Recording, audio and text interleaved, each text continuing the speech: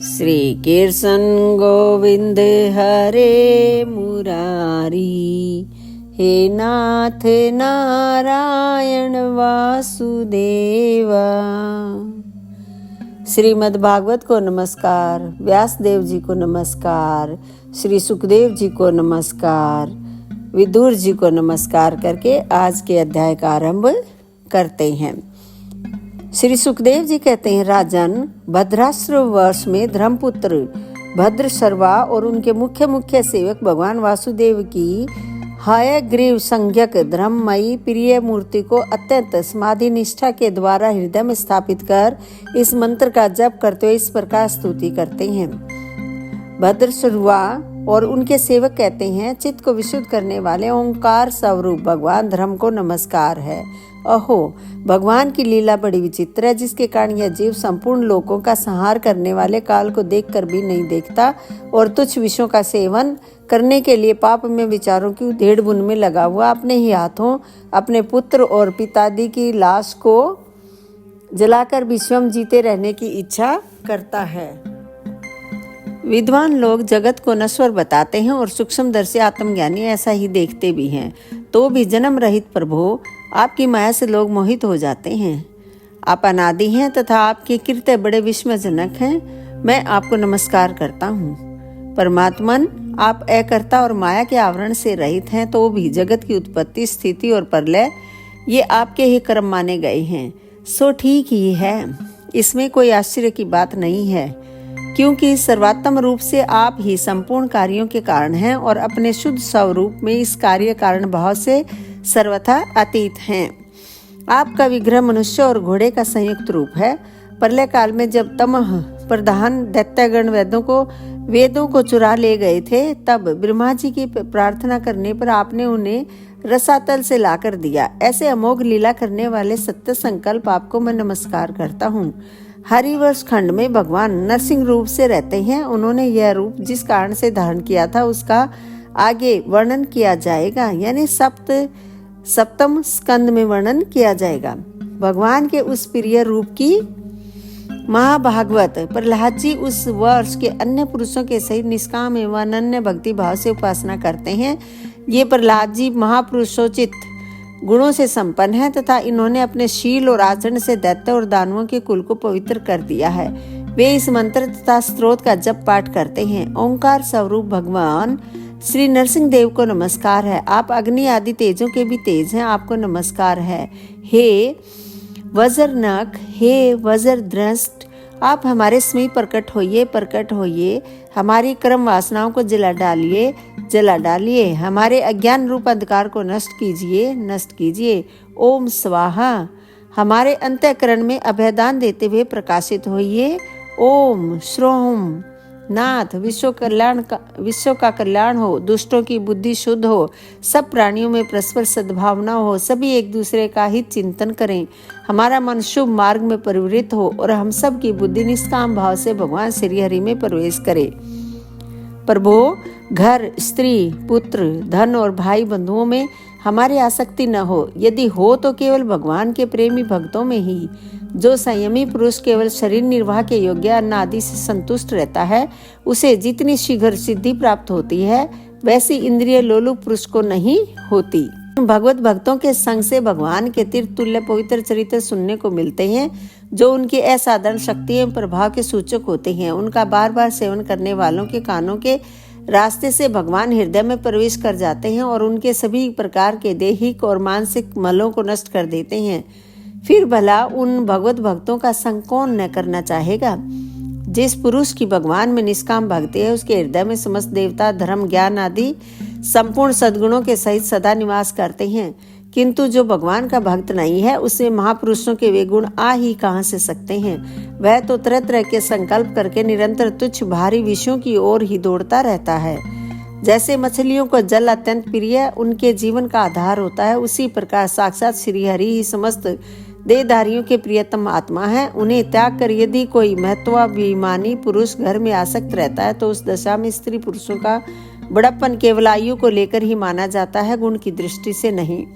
अतः अतः असुर गण तुम तृष्णा, राग, विषाद, क्रोध, अभिमान, इच्छा, भय, दीनता और मानसिक संताप के मूल तथा जन्म मरण रूप संसार चक्र का दहन करने वाले ग्रह आदि को त्याग कर भगवान नरसिंह के निर्भय चरण कमलों का आश्रय लो। केतु मालवर्ष में लक्ष्मी जी का तथा स्वयं नामक प्रजापति के पुत्र और पुत्रियों का प्रिय करने के लिए भगवान कामदेव रूप से निवास करते हैं। उन रात्रि की अभिमानी देवता रूप कन्याओं और दिवसाभिमानी देवता रूप पुत्रों की संख्या मनुष्य की 100 वर्ष की आयु के दिन और रात के बराबर अर्थात 36 हजार वर्ष है, और वे ही उस वर्ष के अधिपति हैं। वे कन्याएं परम पुरुष श्री नारायण के श्रेष्ठ अस्त्र सुदर्शन चक्र के तेज से डर जाती हैं, इसलिए प्रत्येक वर्ष के अंत में उनके गर्भ नष्ट होकर गिर जाते हैं। भगवान अपने सुललित गति विलास से सुशोभित मधुर मधुर मन मुस्कान से मनोहर लीलापूर्ण चारु चित्त भ्रूम मंडल की छबीली छटा के द्वारा वदनारविंद का राशि राशि सौंदर्य उंडेल कर सौंदर्य देवी श्री लक्ष्मी को अत्यंत आनंदित करते और स्वयं भी आनंदित होते ही रहते हैं। श्री लक्ष्मी जी परम समाधि योग के द्वारा भगवान के उस माया में स्वरूप की रात्रि के समय प्रजापति संवत्सर की कन्याओं सहित और दिन में उनके पतियों के सहित आराधना और वे इस मंत्र का जप करती हुई भगवान की स्तुति करती हैं, जो इंद्रियों के नियंता और संपूर्ण श्रेष्ठ वस्तुओं के आकर हैं। क्रिया शक्ति, ज्ञान शक्ति और संकल्प, अध्यवसाय आदि चित्त के धर्मों तथा उनके विषयों के अधीश्वर हैं। 11 इंद्रिय और 5 विषय इन 16 कलाओं से युक्त हैं। वेदोक्त कर्मों से प्राप्त होते हैं तथा अन्न में, अमृत में और सर्व में हैं। उन मानसिक, इंद्रिक एवं शारीरिक बल स्वरूप परम सुंदर भगवान कामदेव को ओम हराम ह्रीम ह्रूम इन 20 मंत्रों के सहित सब ओर से नमस्कार है। भगवान आप इंद्रियों के अधीश्वर हैं। स्त्रियां तरह तरह के कठोर व्रतों से आपकी ही आराधना करके अन्य लौकिक पतियों की इच्छा किया करती हैं, किंतु वे उनके प्रिय पुत्र, धन और आयु की रक्षा नहीं कर सकते, क्योंकि वे स्वयं ही परतंत्र हैं। सच्चा पति, रक्षा करने वाला या ईश्वर वही है जो स्वयं सर्वथा निर्भय हो और दूसरे भयभीत लोगों की सब प्रकार से रक्षा कर सके। ऐसे पति एकमात्र आप ही हैं। यदि एक से अधिक ईश्वर माने जाएं तो उन्हें एक दूसरे से भय होने की संभावना है। अतएव आप अपनी प्राप्ति से बढ़कर और किसी लाभ को नहीं मानते। भगवान, जो स्त्री आपके चरण कमलों का पूजन ही चाहती है और किसी वस्तु की इच्छा नहीं करती, उसकी सभी कामनाएं पूर्ण हो जाती हैं, किंतु जो किसी एक कामना को लेकर आपकी उपासना करते, उसे आप केवल वही वस्तु देते हैं, और जब भोग समाप्त होने पर वह नष्ट हो जाती है तो उसके लिए उसे संतप्त होना पड़ता है। अजेत, मुझे पाने के लिए इंद्रिय सुख के अभिलाषी ब्रह्मा और रुद्र आदि समस्त सुरगण घोर तपस्या करते रहते हैं, किंतु आपके चरण कमलों का आश्रय लेने वाले भक्त के सिवा मुझे कोई पा नहीं सकता, क्योंकि मेरा मन तो आप में ही लगा रहता है। अच्युत, आप अपने जिस वंदनीय कर कमल को भक्तों के मस्तक पर रखते हैं, उसे मेरे सिर पर भी रखिए। वरेण्य, आप मुझे केवल श्री लांछन रूप से अपने वक्ष स्थल में ही धारण करते हैं, सो आप सर्वसमर्थ हैं। आप अपनी माया से जो लीलाएं करते हैं उनका रहस्य कौन जान सकता है। रमयक वर्ष में भगवान ने वहां के अधिपति मनु को पूर्व काल में अपना परम प्रिय मत्स्य रूप दिखाया था। मनु जी इस समय भी भगवान के उसी रूप की बड़ी भक्ति भाव से उपासना करते हैं और इस मंत्र का जप करते हुए स्तुति करते हैं। सत्व प्रधान, मुख्य प्राण, सूत्रात्मा तथा मनोबल, इंद्रिय बल और शरीर बल, ओंकार पद के अर्थ सर्वश्रेष्ठ भगवान महा मत्स्य को बार बार नमस्कार है। प्रभु, नट जिस प्रकार कठपुतलियों को नचाता है, उसी प्रकार आप ब्राह्मण आदि नामों की डोरी से संपूर्ण विश्व को अपने अधीन करके नचा रहे हैं। अतः आप ही सब के प्रेरक हैं। आपको ब्रह्मादि लोकपालगण भी नहीं देख सकते, तथापि आप समस्त प्राणियों के भीतर प्राण रूप से और बाहर वायु रूप से निरंतर संचार करते रहते हैं। वेद ही आपका महान शब्द है। एक बार इंद्रादि इंद्रिया अभिमानी देवताओं को प्राण स्वरूप आपसे डहा हुआ, तब आपके अलग हो जाने पर वे अलग अलग अथवा आपस में मिलकर भी मनुष्य, पशु, स्थावर, जंगम आदि जितने शरीर दिखाई देते हैं, उनमें से किसी की बहुत यत्न करने पर भी रक्षा नहीं कर सके। अजन्मा प्रभु, आपने मेरे सहित समस्त औषध और लताओं की आश्रय रूपा इस पृथ्वी को लेकर बड़ी बड़ी उताल तरंगों से युक्त प्रलयकालीन समुद्र में बड़े उत्साह से विहार किया था। आप संसार के समस्त प्राण समुदाय के नियंता है। मेरा आपको नमस्कार है।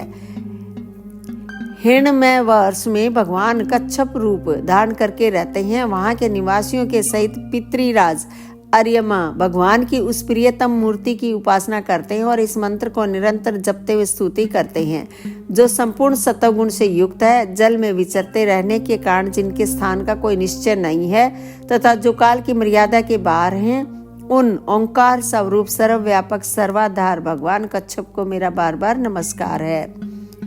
भगवान अनेक रूपों में प्रतीत होने वाला यह दृश्य प्रपंच यद्यपि मिथ्या ही निश्चय होता है, इसलिए इसकी वस्तुतः कोई संख्या नहीं है, तथापि यह माया से प्रकाशित होने वाला आपका ही रूप है। ऐसे अनिर्वचनीय रूप आपको मेरा नमस्कार है।